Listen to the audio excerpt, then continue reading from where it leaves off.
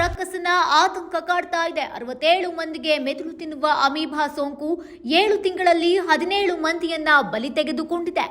Amoebic ಮೆನಿಂಗೋ ಎನ್ಸಿಫಾಲಿಟಿಸ್ ಅತಿ ಅಪರೂಪದ ಕಾಯಿಲೆ, ಅದರಲ್ಲೂ ಅಪಾಯಕಾರಿ ಮೆದುಳಿನ ಸೋಂಕು.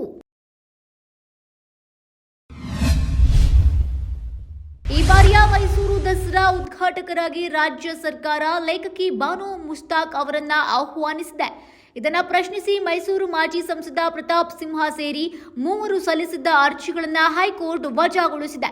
ಮುಂದೆ ಹಿರಿಯರ ಜೊತೆ ಚರ್ಚೆ ನಡೆಸಿ ಮುಂದಿನ ತೀರ್ಮಾನ ಮಾಡುತ್ತೇವೆ ಎಂದು ಪ್ರತಾಪ್ ಸಿಂಹ ಹೇಳಿದ್ದಾರೆ.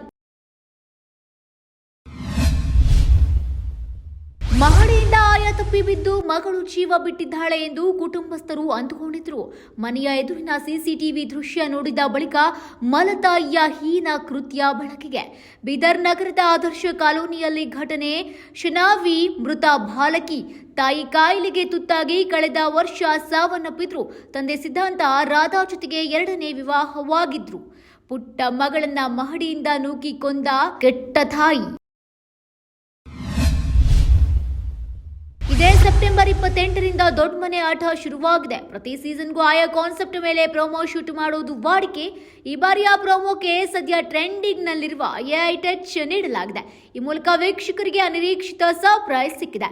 ರಿಲೀಸ್ ಆಗಿರುವ ಪ್ರೊಮೋದಲ್ಲಿ ಕಿಚ್ಚ ಸುದೀಪ್ ಕಾಗಿ ನರಿ ಕತೆ ಹೇಳಿದ್ದಾರೆ. ಕಾನ್ಸೆಪ್ಟ್ ಮತ್ತು ಥೀಮ್ ಬಗ್ಗೆ ದೊಡ್ಡ ಸುಳಿವು ಬಿಚ್ಚಿಟ್ಟಿದ್ದಾರೆ ಕಿಚ್ಚ.